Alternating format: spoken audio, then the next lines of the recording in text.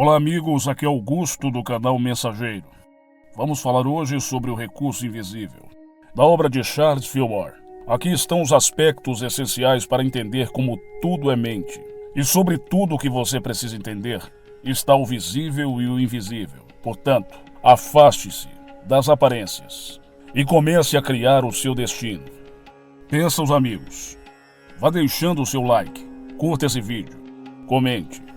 E se quer estar mais próximo e ajudar o nosso trabalho independente, clique em Seja Membro e torne-se membro de O Mensageiro. E tomando os 5 pães e os 2 peixes, levantou os olhos para o céu, abençoou e partiu os pães, e deu aos seus discípulos, para que os servissem. E os 2 peixes repartiu entre todos eles. E todos comeram e se fartaram. Marcos 6, 41, 42. O homem nunca teve um desejo que não pudesse ser realizado em algum lugar da providência de Deus. A criação seria fraca em sua parte, mas vital se isso não fosse verdade. O desejo é reconhecido como o ímpeto da alma, em constante evolução, à medida que se constrói de dentro para fora, e traz consigo a realização como um corolário necessário. Tudo é mente. E as coisas que aparecem devem ser declarações da mente. Assim a mente é, e também parece ser. A existência da mente é apenas um lado dela. O ser não está limitado ao nível do ser. Ele tem todas as possibilidades, o que inclui a irrupção de suas inerências no reino da aparência. Assim a mente tem 2 lados, o invisível e o visível. Nenhum dos 2 pode ser deixado de fora de uma verdadeira filosofia. Dizer que a mente é tudo, e ao mesmo tempo negar que as coisas que aparecem tenham qualquer parte nessa totalidade, é dar lugar apenas à metade da grande verdade. Todo problema mental tem sua declaração. Essa afirmação é feita em resposta ao desejo de saber experimentalmente se o conceito ideal é passível de prova. Uma variedade de fatores está envolvida em cada afirmação de um conceito mental. Esses fatores não são parte integrante do enunciado em si, mas é por meio deles que se trabalha. Assim, no problema mais simples da matemática, entram processos que não são preservados, após a solução ter sido alcançada, mas eram necessários para essa solução. Esses processos são compostos de uma combinação de fatores, e o resultado exato de cada etapa é uma questão de experiência. O máximo deve ser o cumprimento da ideia, mas os passos intermediários podem ser divergidos ou refeitos muitas vezes. Se isso é verdade no problema mais simples da matemática, deve ser verdade na criação do universo. Assim como está em cima, também está embaixo.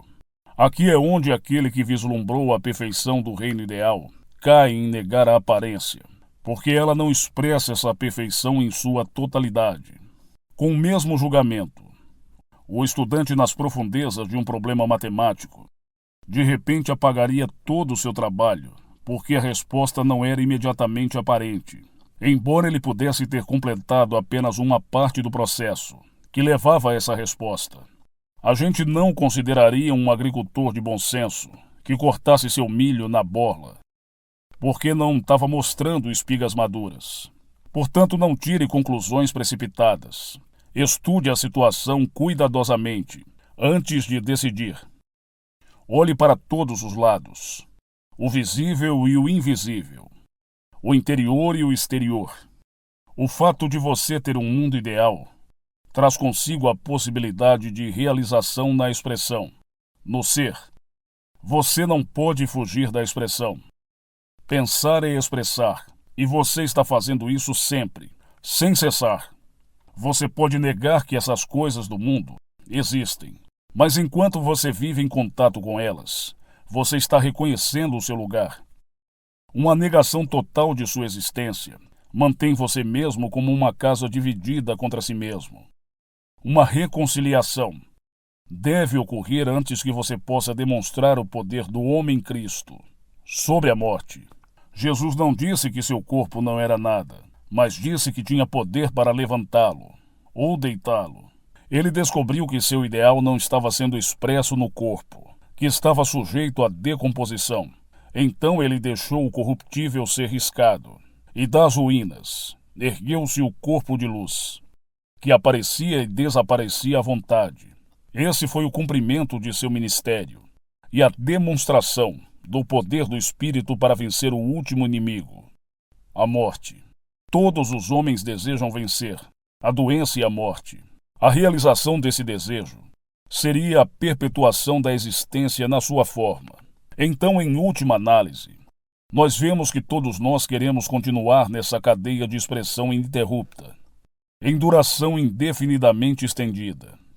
Este sempre foi o desejo da humanidade. E o mundo inteiro está hoje e sempre esteve lutando contra esse monstro. O fim. Oceanos de remédios são engolidos diariamente. Milhões de médicos estão empregando todas as suas energias. E orações incontáveis são proferidas em uma luta cega para vencer esse temido inimigo da humanidade. Isso indica um desejo mais poderoso a ser realizado.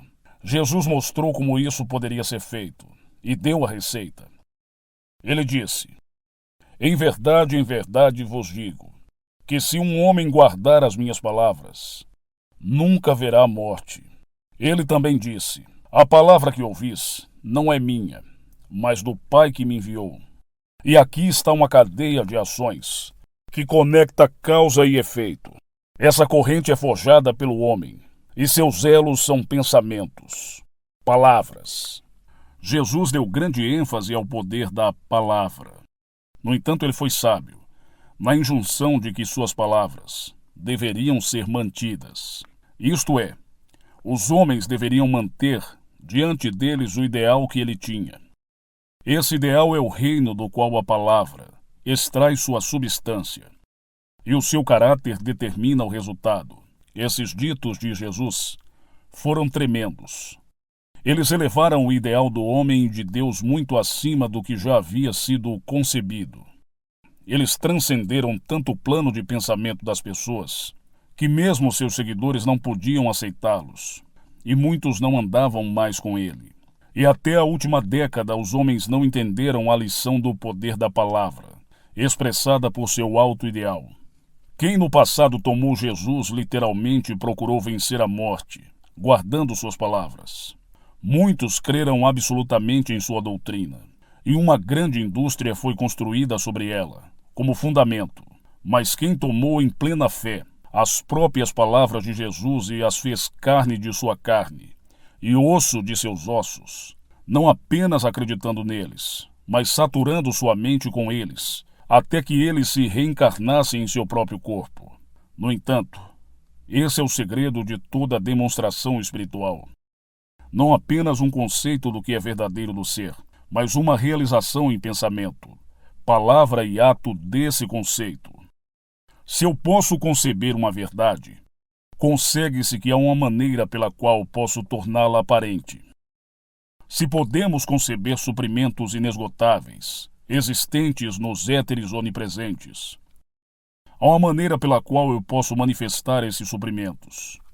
Quando a mente aceita isso como uma verdade axiomática, ela chega a um ponto em que começa a questão dos processos. Ninguém nunca vê completamente os passos que deve dar para chegar a um determinado fim.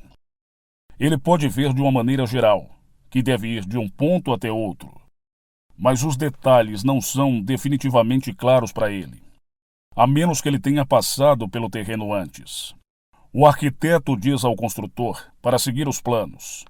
Assim, nessa demonstração dos poderes espirituais, prontos para serem expressos através do homem, ele deve estar disposto a seguir as instruções de alguém que provou sua eficiência pela manifestação.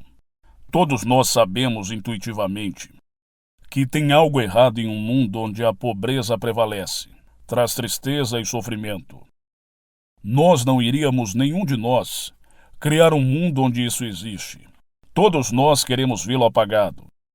Esse é o índice que aponta o caminho para a possibilidade de fazê-lo. Tudo o que vemos como errado, cabe a nós mesmos corrigir.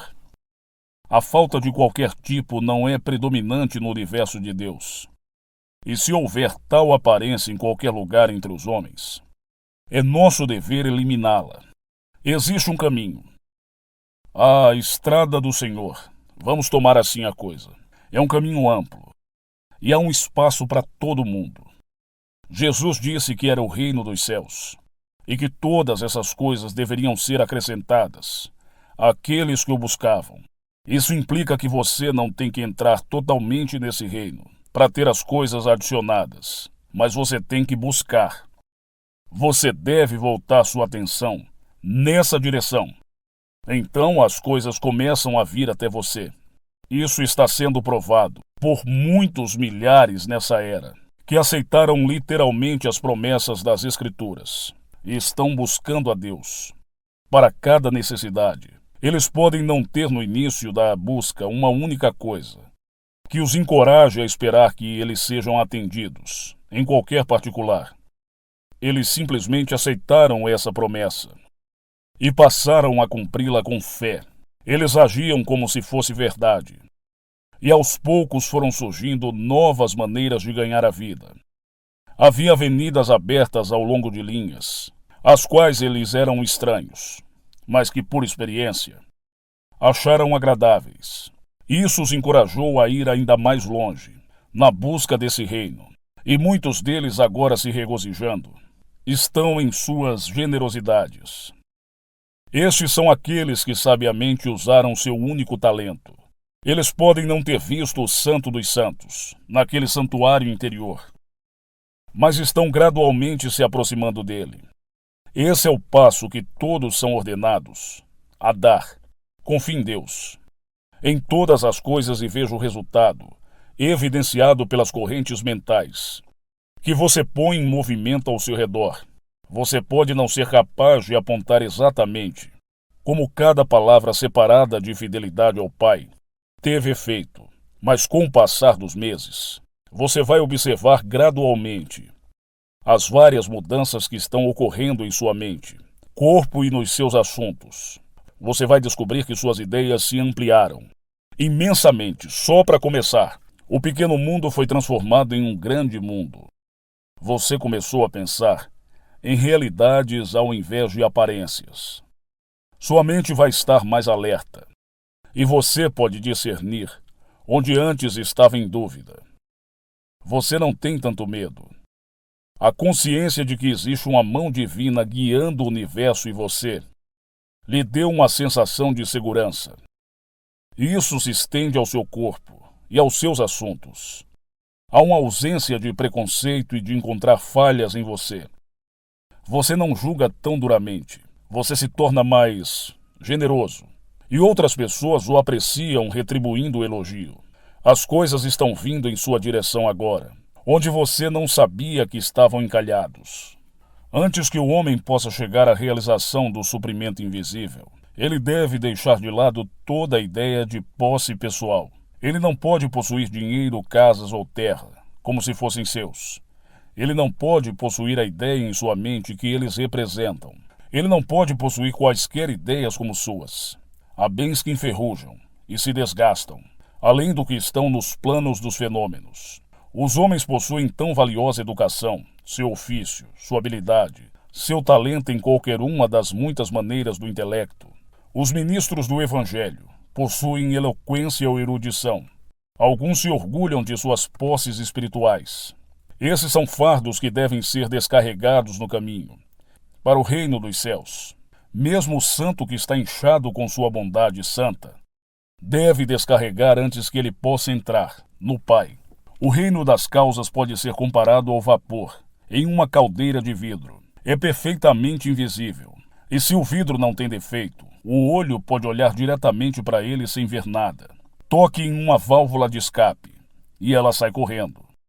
Condensa instantaneamente e se torna visível. Mas por esse processo perdeu seu poder.